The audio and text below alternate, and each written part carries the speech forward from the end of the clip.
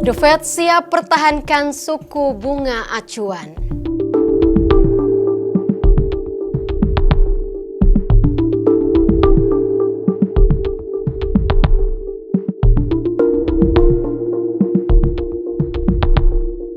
Harga rumah baru di Cina stagnan pada Januari 2025.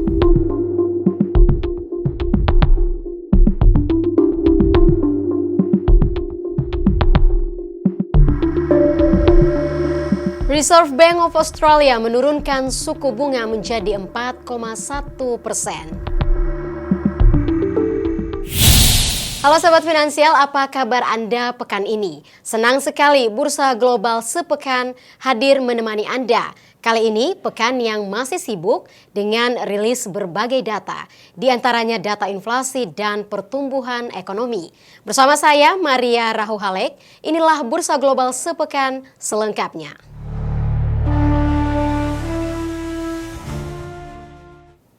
Sahabat Finansial, The Fed siap mempertahankan suku bunga acuan mereka di tengah tekanan inflasi yang masih tinggi dan ketidakpastian kebijakan perekonomian. Suku bunga acuan akan dipertahankan pada kisaran 4,25 hingga 4,50%.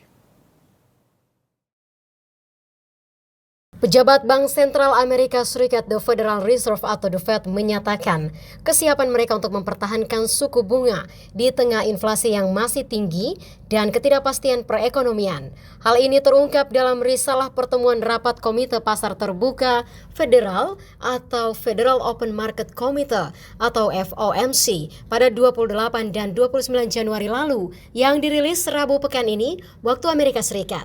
Dalam rilisnya, pejabat The Fed masih ingin melihat kemajuan lebih lanjut dalam inflasi sebelum melakukan penyesuaian terhadap suku bunga acuan. Risalah juga mencatat para komite dapat mempertahankan suku bunga kebijakan pada tingkat yang membatasi jika perekonomian tetap kuat dan inflasi tetap tinggi.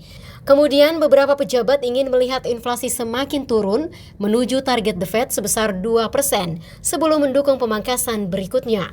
Pejabat The Fed mempertahankan suku bunga acuan pada kisaran 4,25 hingga 4,50% pada pertemuan tersebut. Lalu para pejabat The Fed juga mengamati rencana kebijakan ekonomi Presiden Donald Trump dan bagaimana rencana tersebut dapat membentuk perekonomian. Trump mendorong agenda yang mencakup peningkatan penggunaan tarif terhadap mitra dagang Amerika Serikat dan tindakan keras terhadap imigrasi yang keduanya dapat mempengaruhi prospek inflasi, pasar tenaga kerja, dan pertumbuhan ekonomi. Di sisi lain, saat ini pelaku pasar memperkirakan satu kali penurunan suku bunga pada 2025. Mereka juga menyatakan keprihatinannya atas resiko pertikaian batas utang di Washington. Inflasi Kanada mencetak kenaikan hingga 1,9% secara tahunan pada Januari 2025. Kenaikan harga energi pada bensin dan gas alam menjadi kontribusi terbesar terhadap inflasi. Badan Statistik Nasional Kanada mencatat indeks harga konsumen atau IHK naik 1,9% secara tahun ke tahun pada Januari 2025. Angka ini mengalami kenaikan dari 1,8% secara tahunan pada Desember 2024. Kemudian secara bulanan, inflasi juga naik 0,1% secara bulanan pada Januari 2025 dibandingkan dengan penurunan 0,4% pada Desember 2024. Adapun faktor pendorong inflasi ini karena kenaikan harga energi, terutama pada bensin dan gas alam. Harga energi memberikan kontribusi terbesar terhadap percepatan inflasi pada Januari 2025. Sementara untuk inflasi yang tidak termasuk harga energi, tercatat mengalami kenaikan 1,7%. Selanjutnya, harga untuk komponen makanan turun 0,6% secara tahunan pada Januari lalu. Kondisi ini menjadi penurunan tahunan pertama sejak Mei 2017.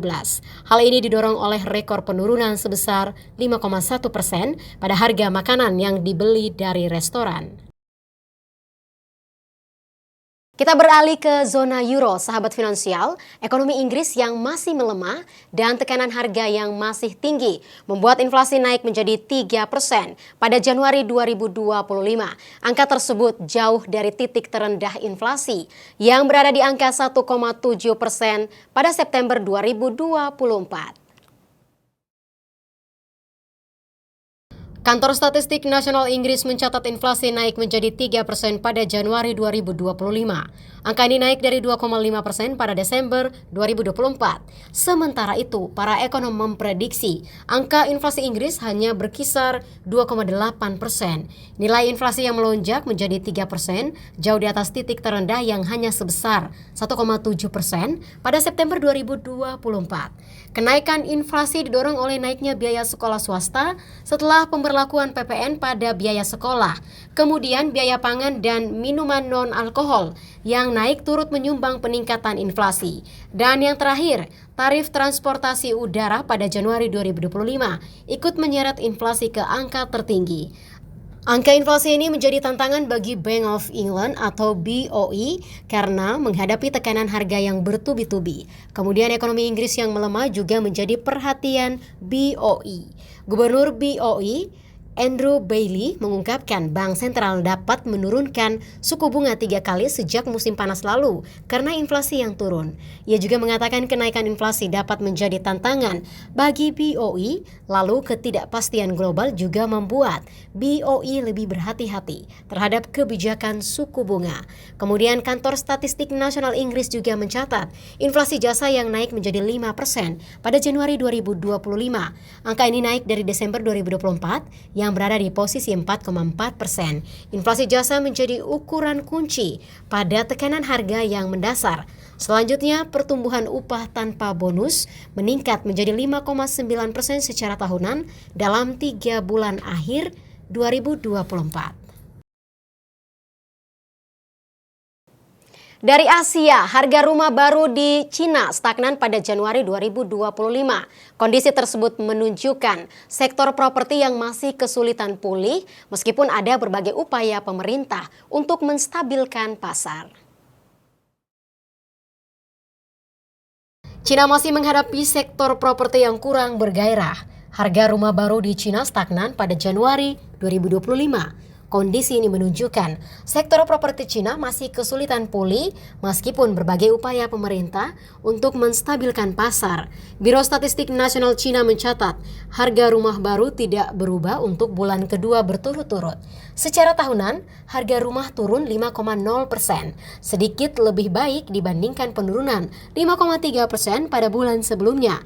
Data itu juga menunjukkan total rumah baru yang belum terjual mencapai 390 juta meter persegi pada 2024, naik 16,2% dibandingkan tahun sebelumnya.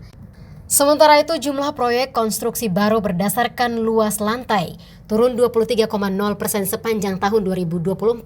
Ekonom setempat menilai pemulihan sektor properti akan terjadi jika terdapat penjualan yang stabil dan adanya ekspektasi pendapatan yang positif. Padahal sejak paruh kedua 2023, pemerintah Cina semakin gencar memberikan stimulus ekonomi untuk menghidupkan kembali sektor properti yang mulai melorot pada 2021. Krisis di sektor properti Cina terjadi sejak pemerintah mengeluarkan kebijakan untuk menekan utang pengembang properti. Ini menyebabkan banyak perusahaan gagal membayar kewajiban dan menyelesaikan proyek perumahan. Sahabat finansial, ekonomi Jepang tumbuh 2,8% dalam 3 bulan. Angka tersebut menunjukkan pertumbuhan yang stabil sejalan dengan proyeksi Bank Sentral. Perekonomian Jepang tetap tumbuh positif di tengah banyaknya perusahaan yang meningkatkan investasi dan melakukan ekspor. Kantor Kabinet Jepang mencatat produk domestik bruto atau PDB tumbuh dengan laju tahunan sebesar 2,8% dalam 3 bulan hingga Desember 2024. Angka ini naik dari 1,7% pada periode sebelumnya. Data yang dirilis pada Senin pekan ini waktu setempat juga memperlihatkan bahwa ekonomi Jepang tumbuh stabil dan sejalan dengan proyeksi Bank of Japan atau BOJ. Sehingga bank sentral akan berada di jalur yang tepat untuk menaikkan suku bunga secara bertahap. Ekspansi kuartal keempat 2024 kemungkinan akan memberikan BOJ keyakinan bahwa mereka bisa melanjutkan pelonggaran kebijakan, pelonggaran dengan kenaikan suku bunga secara bertahap. Adapun faktor yang mendorong pertumbuhan perekonomian Jepang, yakni ekspor yang terus meningkat. Ekspor meningkat kuat didorong oleh peningkatan wisatawan yang datang ke Jepang. Pertumbuhan ekonomi Thailand di 2024 masih tertinggal dari negara tetangganya. Perekonomian hanya tumbuh 2,5%. Ekonomi Thailand terus tertinggal dari negara tetangga karena menghadapi tahun yang penuh resiko akibat perang dagang jilid 2 yang digenderangkan Presiden Donald Trump. Thailand juga menghadapi permintaan domestik yang kian melesu. Berdasarkan data Dewan Ekonomi dan Pembangunan Sosial Nasional yang dirilis pada Senin pekan ini waktu setempat, mencatat perekonomian Thailand tumbuh 2,5%. Angka ini lebih rendah dari perkiraan ekonom sebesar 2,7%. Kemudian produk domestik bruto atau PDB naik 3,2% dalam 3 bulan hingga Desember 2024. Dan secara kuartalan ekonomi tumbuh 0,4% dari periode Juli hingga September 2024 dibandingkan dengan estimasi median untuk kenaikan 0,5%. Kepala NES Disi Danucha Pichayanan mengatakan Badan Perencanaan Negara mempertahankan proyeksi ekspansi sebesar 2,3 hingga 3,3% untuk tahun 2025. Menurutnya, menggerakkan konsumsi domestik akan membantu mendorong pertumbuhan tahun ini karena badan tersebut memperkirakan pertumbuhan 3,3% untuk belanja swasta dan 1,3% untuk konsumsi pemerintah. Dari Australia, Bank Sentral memangkas suku bunga acuan untuk pertama kalinya sejak 2020. Reserve Bank of Australia menurunkan suku bunga sebesar 1/4 poin persentase menjadi 4,1%. Bank Sentral Australia menurunkan suku bunga acuannya.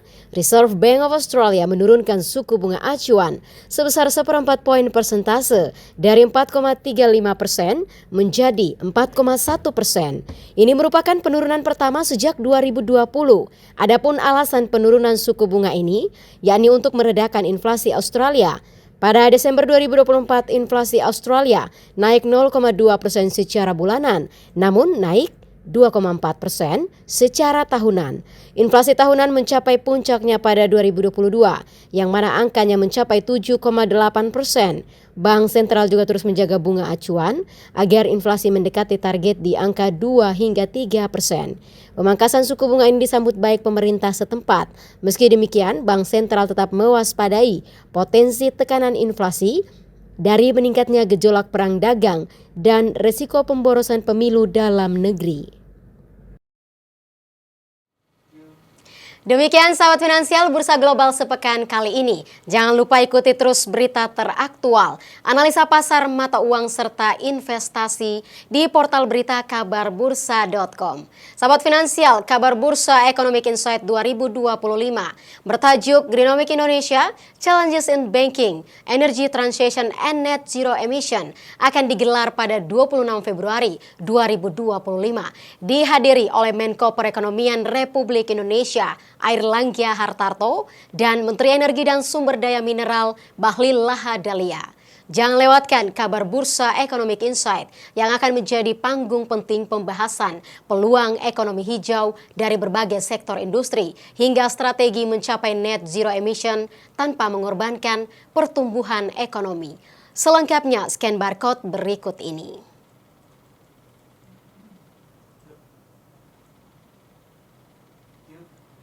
Atas nama kru yang bertugas, saya Maria Rahuhalek, pamit undur diri, terima kasih dan sampai jumpa.